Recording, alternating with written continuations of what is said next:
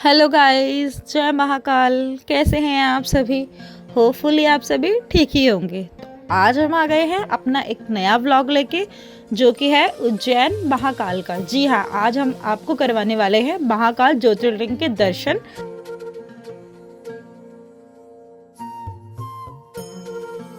Hello guys, जय महाकाल। आज हम आ चुके हैं उज्जैन।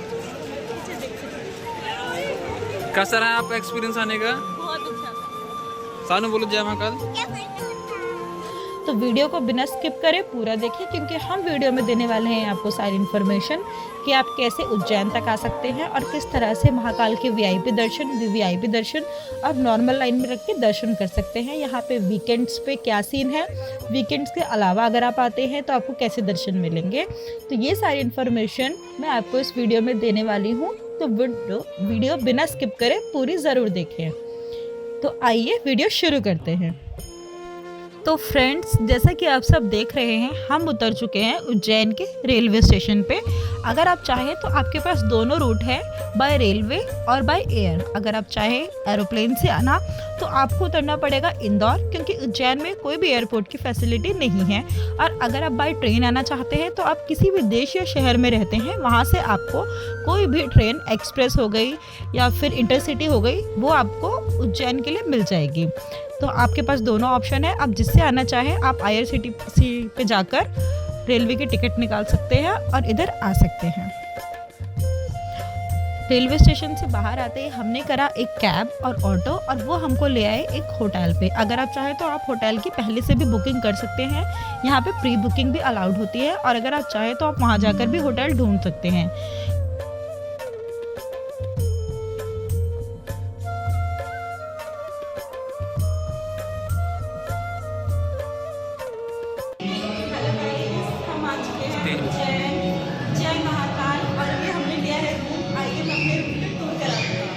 मोस्टली आपको, अगर आप किसी फेस्टिवल पे जा रहे हैं या वीकेंड्स पे जा रहे हैं, तो आपको जो होटल का प्राइस है वो 1200 और 1500 समथिंग के अराउंड मिलेगा। और अगर आप बिना वीकेंड्स और ऐसे ही जा रहे हैं, बस बिना किसी फेस्टिवल के, तो आपको 1000 के अराउंड भी होटल मिल जाते हैं। तो चलिए मैं आपको अपना होटल और रूम दिखाती हूँ। हमारे होटल का नाम था द्वारकाधीश पैलेस, और उसमें हमने 2 रूम्स लिए थे, तो हमें पर रूम 1200 पड़ा था ऐसे। तो ये हमारा रूम है, आप देख सकते हैं रूम कितना बड़ा है। यहाँ पर 2 बेड हैं और उसके बाद एक काउच भी है जिस पर आप अपना सामान वगैरह रख सकते हैं। और यहाँ पर वॉशरूम के बगल में ही इतनी बड़ी विंडो खुली है। और यहाँ पर होटल्स में ना आपको ये भी मिलेगा कि जगह जगह शिव महापुराण की कथा या फिर पाठ वगैरह वो भी चलते रहते हैं, तो आप अगर आएँ तो आप वो भी देख सकते हैं। और ये हमने पूरा रूम का आपको इंटीरियर दिखा दिया।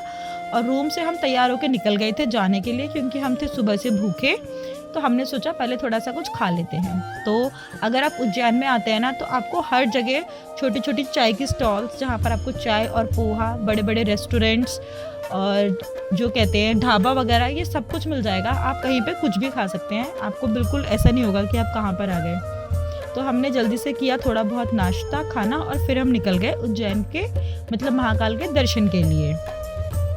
तो गाइस, हम ये प्रसाद ले चुके हैं और हम बिल्कुल तैयार हैं दर्शन के लिए। हमने अपने सिर पे वो त्रिकुंड जो होता है वो भी बनवा लिया और महाकाल का नाम लिखवा लिया, आप देख सकते हैं। जूते वगैरह हमने सबने सबमिट कर दिए। यहाँ पर ना महाकाल में आने के 2 गेट हैं, एक गेट नंबर 1 और एक है गेट नंबर 4। तो हमने गेट नंबर 4 से एंट्री करी थी पहली बार। अगर आप चाहें तो आप गेट नंबर 1 से भी आ सकते हैं। तो ये है गाइस, जो मैं आपको एरिया दिखा रही हूँ पूरा, ये गेट नंबर 4 का है। यहाँ पर आपको बहुत सारी शॉप्स मिल जाएंगी जहाँ पर आप प्रसाद ले सकते हैं, अपने जूते और चप्पलों को वहाँ पे जमा करवा सकते हैं। तो हम जा रहे हैं धीरे धीरे अंदर। अगर आप मंदिर के परिसर में अपने जूते चप्पलों को जमा कराते हैं तो वो निःशुल्क होता है, और अगर आप किसी दुकान पे करवाते हैं तो फिर वहाँ से आपको प्रसाद लेना होता है बस, और ऐसा कुछ नहीं है। अगर आपको VIP दर्शन करने हैं तो यहाँ पर गेट नंबर 1 पर बड़ा गणेश मंदिर है, जहाँ पर टिकट काउंटर है। वहाँ से आप 250 रुपीज़ की टिकट लेके VIP दर्शन भी कर सकते हैं, और नहीं तो ये नॉर्मल लाइन लगती है, आप नॉर्मल लाइन में लग के भी दर्शन कर सकते हैं। तो मैं आपको हाईली सजेस्ट करूँगी कि आप वीकेंड्स पे तो बिल्कुल ना आएँ, क्योंकि वीकेंड्स पे यहाँ बहुत ज़्यादा रश होता है। और देखिए गाइस, ये हम लाइन से अंदर जा रहे हैं और ये है हमारा मेन गेट। अगर आप गेट नंबर 1 से आ रहे हैं या चाहे 4 से आ रहे हैं, आपको इसी मेन गेट से एंट्री मिलेगी। तो अब हम धीरे धीरे मेन गेट से अंदर जा रहे हैं। यहाँ पर वैसे तो हर जगह जगह लिखा है कि मोबाइल और लगेज बैग वगैरह आप मंदिर के अंदर नहीं ले जा सकते और मोबाइल से फ़ोटो खींचना भी अलाउड नहीं है, बट काफ़ी लोग ऐसे फ़ोटो खींचते हैं और वीडियो बनाते हैं। तो अब हम मंदिर के अंदर जा रहे हैं धीरे धीरे। आप देख सकते हैं कि हम मंदिर के अंदर हॉल में हैं। ऐसे आपको 3-4 हॉल मिलेंगे बड़े बड़े, और यहाँ आप देख सकते हैं कैसे बैरिकेटिंग कर रखी है ना। जब हम वीकेंड्स पर आते हैं या फिर महाशिवरात्रि या फिर ऐसा कोई स्पेशल ओकेजन होता है तो लोग इन बैरिकेड्स में से और लाइन में से निकल कर आते हैं। क्योंकि हम बिना वीकेंड्स के गए थे और आज वेडनेसडे था, तो हम सीधा सिंपल लाइन के साथ चले गए और हमें ऐसा ज़्यादा रश नहीं मिला जैसा रश या तो सुबह भस्म आरती में या फिर शाम की आरती में होता है। तो अब हम धीरे धीरे आगे बढ़ रहे हैं।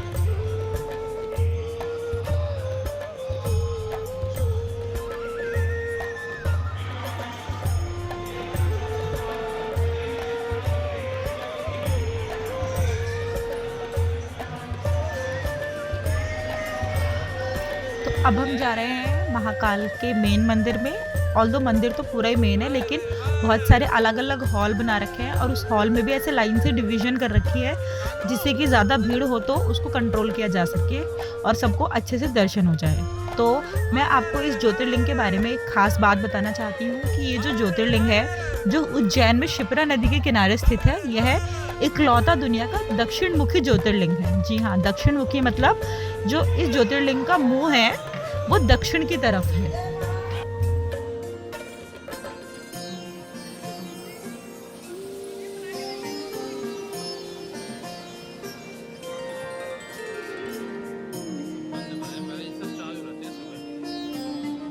और मंदिर के गर्भगृह में जो भगवान महाकालेश्वर का ज्योतिर्लिंग है उसके नीचे 100 किलो चांदी से बना हुआ क्या कहते हैं उसको, रुद्र यंत्र है। और ग्रह में 3 ओलों में श्री गणेश, कार्तिकेय और माँ पार्वती की चांदी की मूर्ति है। वैसे आप दूर से दर्शन करेंगे तो आपको उतना साफ दिखेगा नहीं, लेकिन ये सारी डिटेल्स आपको नेट पे मिल जाती है।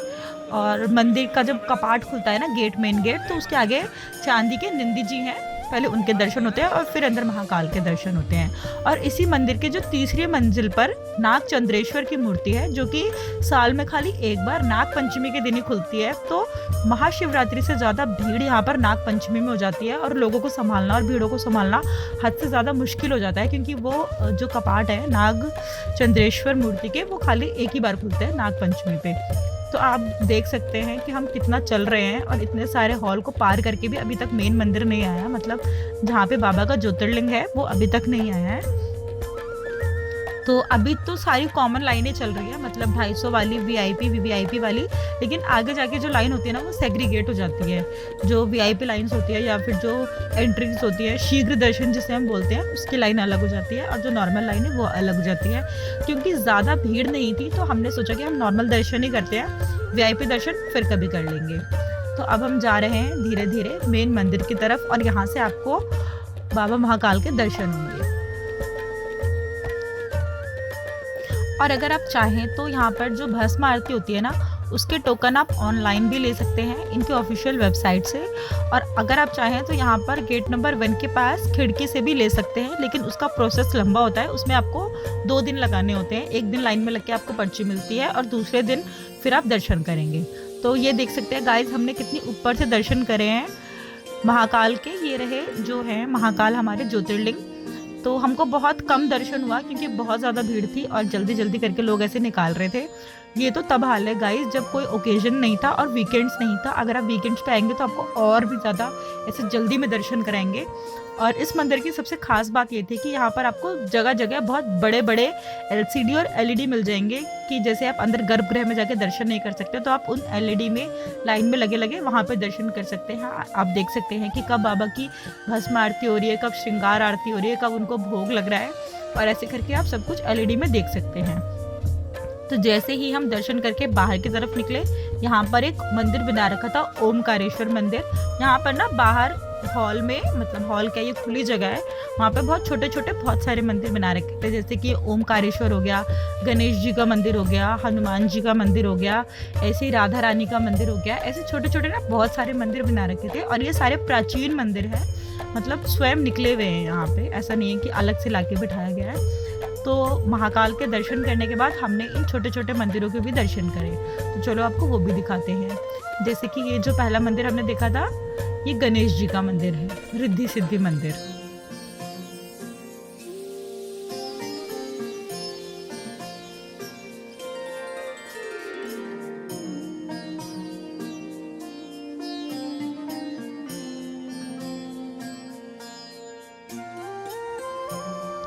और वीकेंड्स पे ना यहाँ पर इतनी भीड़ होती है कि इन मंदिरों में भी, मतलब इन छोटे छोटे मंदिरों में भी बहुत ज़्यादा लंबी लंबी लाइनें होती हैं। और गाइस ये आप देख सकते हैं हमारे हाथ में ना पानी की बोतल है। ये बोतल ना हम घर से लेकर गए थे, मतलब अपने घर से दिल्ली से वहाँ पर महाकाल पे चढ़ाने के लिए। तो उधर ज्योतिर्लिंग में तो वैसे भी पॉसिबल नहीं है, बट बाहर निकल के ना यहाँ पे बहुत सारे शिवलिंग थे। तो हमने एक शिवलिंग पर ये जो अपने घर का पानी है वो ला के चढ़ाया था। और यहाँ पर ना अगर आप जैसे भस्म आरती अटेंड करना चाहते हैं और आपको ऑनलाइन और ऑफलाइन दोनों ही जगह से पासेस नहीं मिले, तो यहाँ पर बहुत सारे पंडित जी भी होते हैं, आप उनसे भी बात कर सकते हैं, रिक्वेस्ट कर सकते हैं। तो ऐसा हो सकता है कि वो भी आपकी हेल्प करा दें भस्म आरती के दर्शन के लिए, अगर आपको कोई भी टिकट कहीं से भी नहीं मिली है तो हमारा एक्सपीरियंस तो बहुत अच्छा था यहाँ पे दर्शन करने का। आप कभी भी आए, वीकेंड्स पर आए, किसी फेस्टिवल पर आए, बिना वीकेंड्स के आए, आपको महाकाल की एक झलक तो पक्का ही मिलेगी। और वही एक झलक, उनके एक दर्शन होते हैं। दर्शन कैसे रहे? बहुत अच्छा दर्शन हुआ, खुश हो गए देख के। जय महाकाल। और आपको ये वीडियो कैसी लगी हमें कमेंट सेक्शन में ज़रूर बताना। कोई और इन्फॉर्मेशन चाहिए हो तो वो भी हमें आप कमेंट करके पूछ सकते हैं। और जय Mahakal. Thank you so much for watching this video.